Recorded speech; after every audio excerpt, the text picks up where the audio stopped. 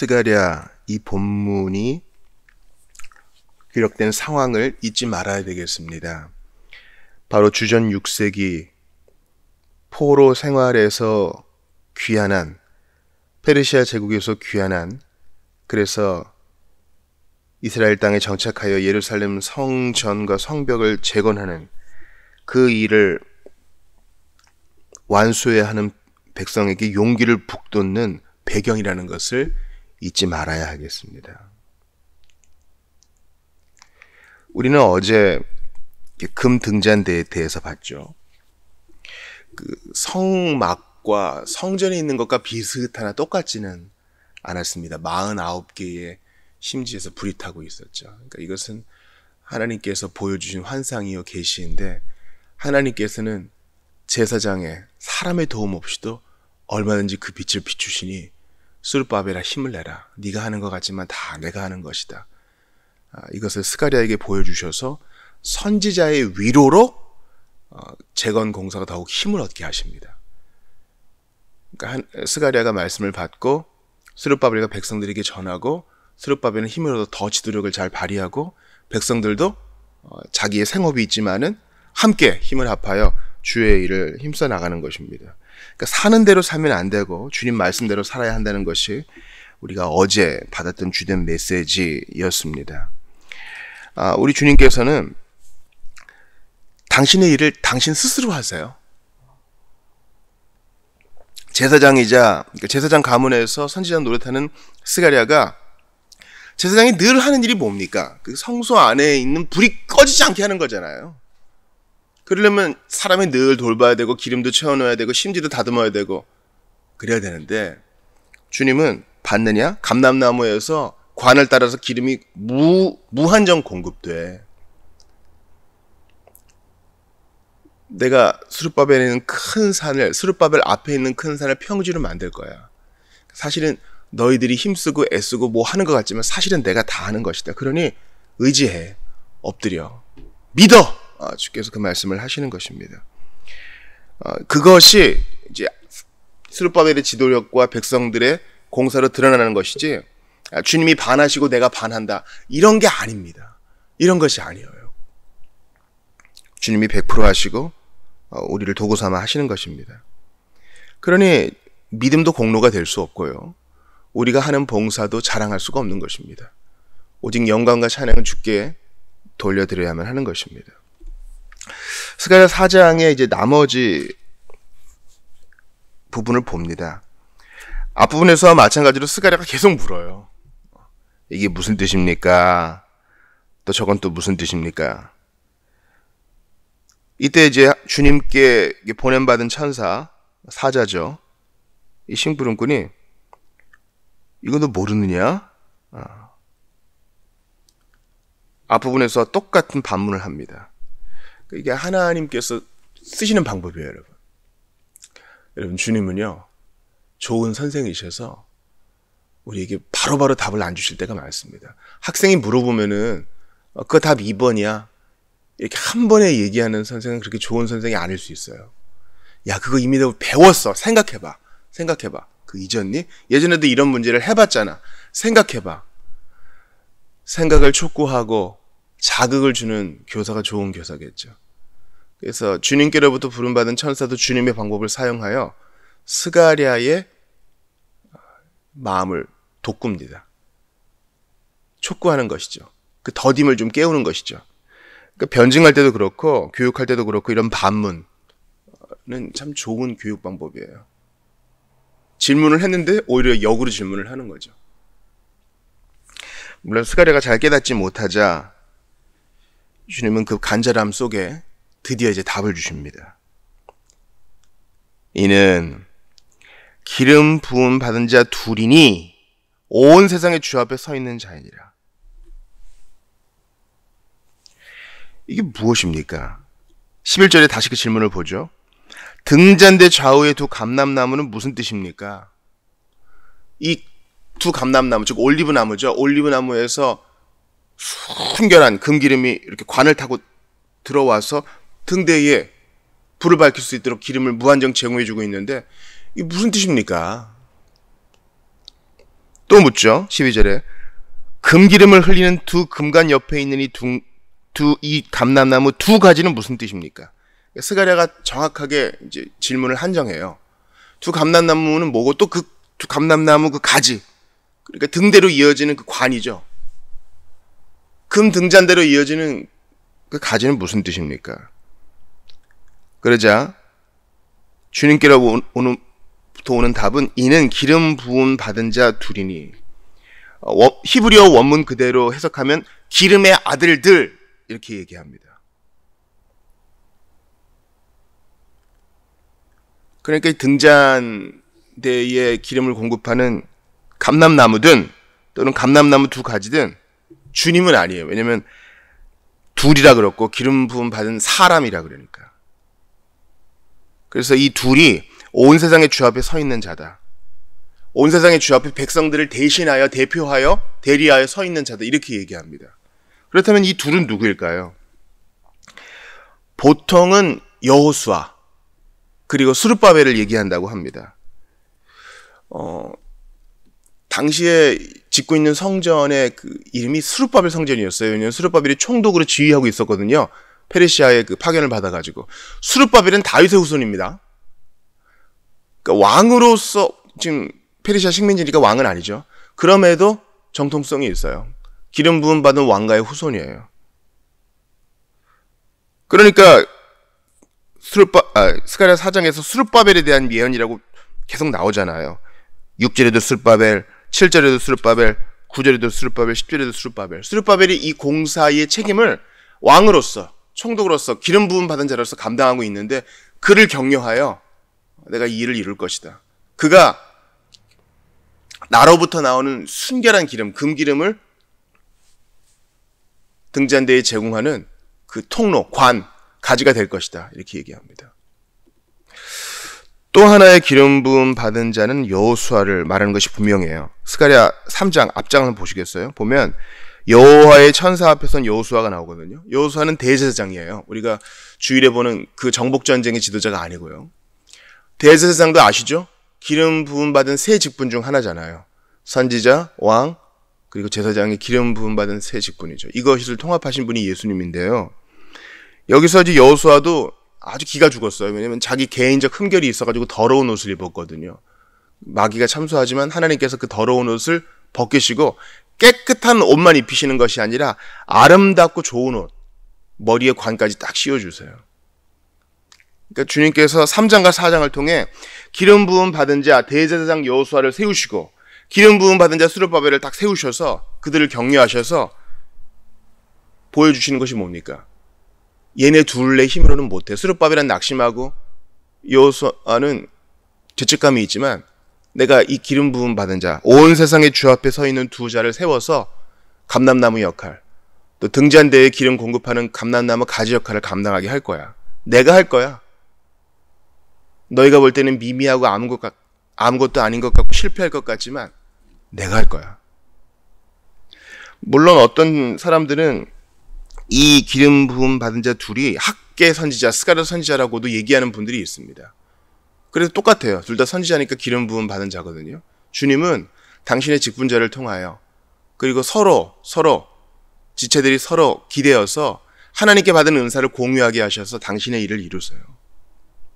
물론 우리는 이 기름 부음 받은 자 메시아로서, 왕으로서, 선지자로서, 제사장으로서 예수님을 보죠.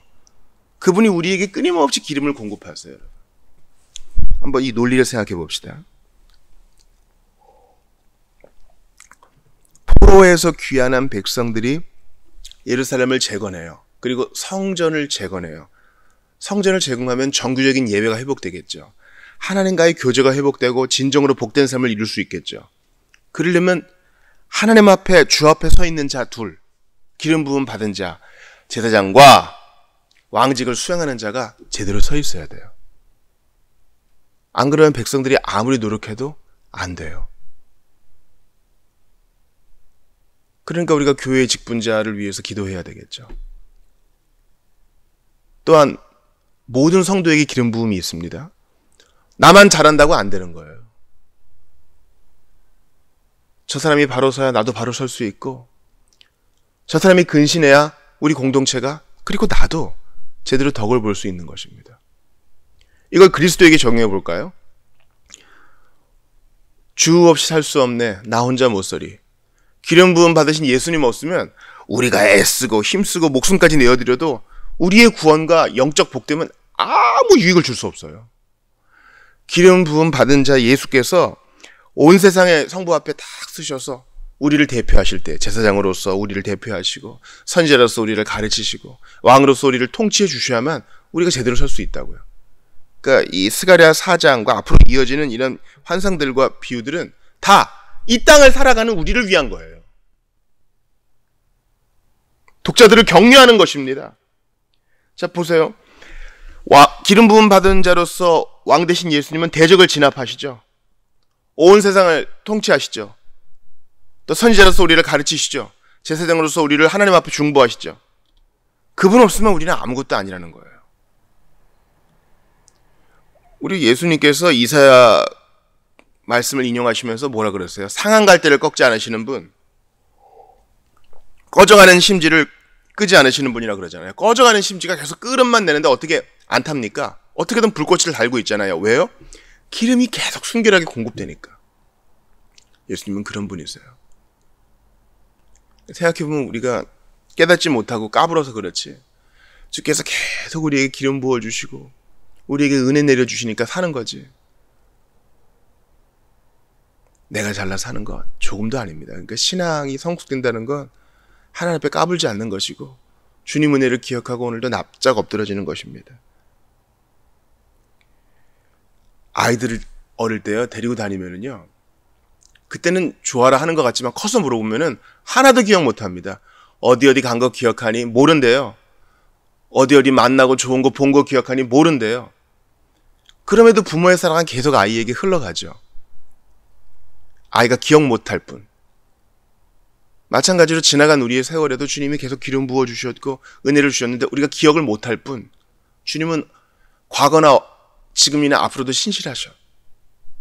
그러니 신앙의 성숙이란 것은 그것까지 소급해서 내가 깨닫지 못할 때에도 주님은 내게 선하셨습니다, 기억하며 찬양하는 것입니다. 이제 5장의 그 환상 한 가지만 보겠습니다. 바로 1절부터 4절에 나와 있는 날아가는 두루마리인데요. 지금까지는 주께서 예루살렘 백성들, 귀하는 백성들을 격려를 많이 하셨어요. 근데 지금은 조금 엄격합니다. 좀 어두운 분위기가 있어요. 에바 속의 여인도 그렇고 날아가는 두루마리도 그렇고 심판을 의미하고 있습니다. 당시 귀하는 백성들은요, 죄를 범해놓고는 자신들이 범한 잘못된 행실에 대한 두려움을 거의 갖지 못했습니다. 어쩔 수 없는 거야, 뭐. 그러니까 여러분 아시죠? 그 당시에 어떤 죄들이 있었는지. 결혼이 타락했죠. 아니, 어떻게 뭐, 서로 좀 좋아야지. 또, 우리 가문도 일어나야지. 그러니까 유력한 가문들. 하나님께서 짝지어 주시지 않은 이방신을 섬기는 가문하고 결혼을 하는 거예요. 결혼이 타락했죠. 또 판벽한 집에 거하면서 주님은 안 돌아보는 일들이 막 있었죠. 또 패배주의가 있었죠. 안 돼 이런 거예요. 거기에 대해서 날아가는 두루마리가 경고를 합니다.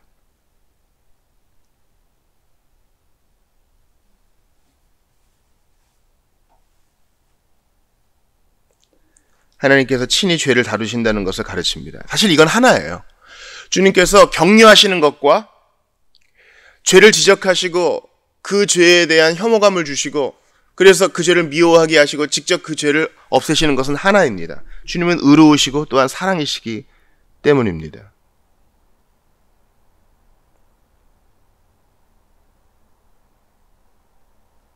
빛이 되기 위해서는요, 귀환하여서 주님의 제대로 된 백성으로서 살기 위해서는요, 죄 문제를 해결해야 됩니다. 교회는 이걸 다루지 않으면 망하는 거예요. 그러니까 로마서와 갈라디아서를 보세요. 율법에 대해서 계속 얘기하고 있잖아요. 다 지켜도 하나에 거치면 다 어긴 것이 되느니라. 율법의 저주에 대해서 그리스도께서 해답이 되심을 가르쳐 주잖아요. 이 어두운 면을 다루는 이유는 백성들에게 복을 주시기 위함이라는 사실을 기억해야 합니다. 여러분, 자녀를 키울 때도 부모가 잘한다만 하면 어떻게 돼요? 아이는 이중적이 되거나 버릇이 없어질 겁니다. 반드시 다 고쳐야 될 면이 있기 때문에 부모는 적절하게 자녀를 지도합니다. 그건 문제였다. 그건 잘못된 것이었다.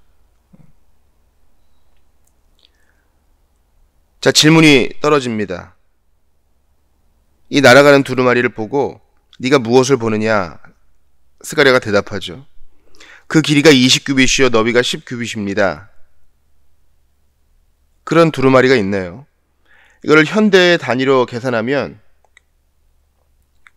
9m, 4.5m. 그러니까 대략 보면은 길이는 10m, 너비는 한 5m 되는 큰 족자가 보통 두루마리 이렇게 접어서 말잖아요. 그래서 필요한 부분만 펴서 보는데 이게 전체적으로 펴져가지고 하늘을 날아가고 있대요. 그래서 해석이 떨어집니다. 3절 보니까 이는 온 땅 위에 내리는 저주다. 온 땅 위에. 율법은 저주하는 거죠. 죄를 정죄하니까. 두루마리에 십계명이 적혀 있지 않겠습니까? 율법의 요약으로서. 그래서 언약은 하나님 말씀을 지키면 복을 받고 하나님 말씀을 어기면 언약적 저주가 있는데 거기에 대해서 주님이 지적하시는 거예요. 내가 아무리 격려를 한들 너희가 스스로 죄를 뉘우치지 않으면 안 된다. 내가 너희를 격려하는 것을 믿느냐? 회개하고 돌이켜야 된다. 그러면서 율법을 요약하세요. 3절 보세요. 도둑질하는 자는 그 이쪽 글대로 끊어지고 맹세하는 자는 그 저쪽 글대로 끊어지리라. 십계명에서 이쪽 글 또 저쪽 글 이렇게 나누었는데 두 돌판이라고 생각하면 한쪽 돌판에는 1계명에서 5계명까지 기록되어 있겠고 또 한쪽 돌판에는 6계명부터 10계명까지 반반씩 기록되어 있겠죠. 그럼 1계명에서 5계명까지의 중간은 무엇입니까? 하나님의 이름을 망령되이 일컫지 말라. 거짓 맹세하지 말라겠고 6계명부터 10계명까지의 중간인 8계명은 무엇입니까? 도둑질하지 말라겠죠. 그래서 3절에서 그 가운데 있는 것을 대표 삼아서 전체를 아우르는 것입니다. 그래서 헛되게 맹세하는 자는 1계명에서 5계명을 어긴 것이고 도둑질하는 자는 5에서 10계명을 모두 어긴 것이다. 그러니까 하나님 말씀 전체를 어긴 것이다. 이렇게 얘기하는 것입니다. 또 4절 보니까 거짓말도 나와요. 만군의 여호와께서 이르시되 내가 이것을 보냈나니 도둑의 집에도 들어가며 내 이름을 가리켜 망령되이 맹세하는 자의 집에도 들어가서 그의 집에 머무르며 그 집을 나무와 돌과 아울러 사르리라. 하나님의 율법이 이렇게 준엄하니 속히 돌이켜라 하는 것입니다. 계속 격려만 받는 것이 능사가 아님을 알려줍니다. 놀랍게도 그 길이가 20규빗, 너비가 10규빗, 이 10 곱하기 5는 바로 이 성막 안의 성소의 사이즈와 똑같습니다. 하나님의 율법이 선포되고 하나님의 말씀이 낭독되는 곳이죠. 그러므로 속지 말아야 됩니다. 죄만큼 치명적이고 불가피한 것이 없음을 기억하면서 하나님은 누구도 핑계하지 못하게끔 날아가는 두루마리로 탁 말씀하십니다. 누구도 못 봤다 할 수 없다.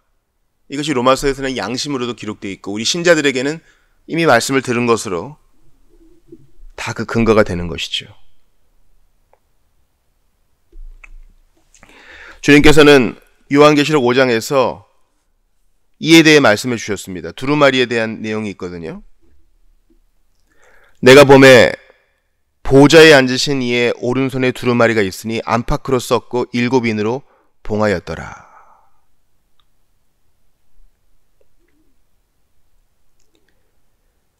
이 두루마리에 있는 말씀 그대로 순종하시고 우리에게 이 저주를 끊어주신 예수님을 기억하는 것이 회개하는 길입니다. 격려가 들어왔으면 이제 죄는 나가야 됩니다. 스가랴의 구조를 기억해 주세요. 주님의 격려와 주님의 위로가 환상을 통해 들어왔습니다. 그렇다면 이제 죄는 내보내야 됩니다. 빨리 내보내야 됩니다. 이 정도면 괜찮아. 이 정도는 어쩔 수 없어. 하다가는 주님의 일을 제대로 이룰 수도 없고 하나님이 기뻐하시지도 않는다는 것입니다. 이 본문은 끝날에 주님이 죄를 다루신다는 것을 우리에게 엄중히 보여줍니다. 그러므로 성령께서 우리에게 기름 부어 주실 때에는 이러한 회개의 힘도 주신다는 것을 기억하면서 자신을 돌아보아라. 그래서 요 스가랴가 그 성경의 위치로는 좀 뒤에 있지만 에스라 느헤미야 시대랑 겹쳐져 있잖아요. 그 백성들이 어떻게 합니까? 용기를 내죠. 잘못된 결혼을 돌이키잖아요. 아주 눈물 뿌리는 헤어짐이 있지만 다들 용기를 냅니다. 죄를 하나님이 싫어하신다는 걸 아니까. 그러니까 좋게 하자. 이렇게 안 끊어져요. 끊어질 때는 아픔이 있고 불편함이 있고 눈물이 있어요. 그러나 지금 눈물 흘려야 마지막 날에 웃을 수 있습니다. 지금 죄를 끊어야 마지막 날에 면류관을 받을 수 있습니다. 지금 죄를 혐오하지 않는데 이 죄를 기뻐하는 마음으로 어떻게 천국 들어가겠습니까? 주님, 우리의 마음에 하나님도 즐기고 세상도 즐기는 이 이중적인 마음을 없애주시옵소서. 날아가는 두루마리 율법의 저주를 대신 담당하신 예수께서는 성령을 보내셔서 이 성령의 기름을 오늘도 우리에게 부어주셔서 죄를 불편하게 하세요. 이건 아니지 않은가? 생각하게 하신다고요. 그럼 끊어야지요. 날아가는 두루마리는 모든 사람이 볼 수 있습니다. 10 곱하기 5짜리 족자가 하늘을 날아간다고 생각해 보세요. 못 봤다고 할 수 있겠습니까? 핑계대지 말아야 돼요. 우리는 알고 있어요. 합리화시키지 말고 오늘도 주님 앞에 납작 엎드려서 주님, 나를 돌이켜 주십시오. 어쩔 수 없다는 것은 다 핑계이오니 나를 도와달라고 기도할 수 있기를 바랍니다. 죄를 범해놓고 우리가 범한 잘못된 행실에 대한 두려움을 거의 갖지 못하는 어리석음이 없기를 바랍니다. 이 날아가는 두루마리는 하나님의 백성 먼저 보라고 주님께서 보여주신 거예요. 베드로전서 4장 7절에 하나님의 집에서 심판을 시작하실 때가 되었나니 만일 우리에게 먼저 하면 하나님의 복음을 순종하지 않은 자들의 그 마지막은 어떠하며, 주님은 먼저 백성들에게 회개하라 하십니다. 잘못은 백성들이 더 졌지만 바깥 사람들이 더 졌을 수 있겠지만 주님은 하나님의 성전 재건의 공사에 투입된 백성들이 순결한 백성 되어 오늘도 하나님 백성으로 자라가기를 원하십니다. 이 시간 성령께서 깨닫게 하시는 그 죄들을 고백하고 실제로 감정적 반응이 어떠하든 돌이키는, 그래서 하나님 기뻐하시는 삶을 하나둘 살아내는 주께 영광 돌리는 우리 모두가 되시기를 주의 이름으로 축원합니다. 우리 죄 위에 죽으신 예수께서 능히 도우실 것이니 두려워 말고 죄를 직면하고 주께 고하면서 성결의 길을 밟아 나갈 수 있기를 주의 이름으로 축원합니다.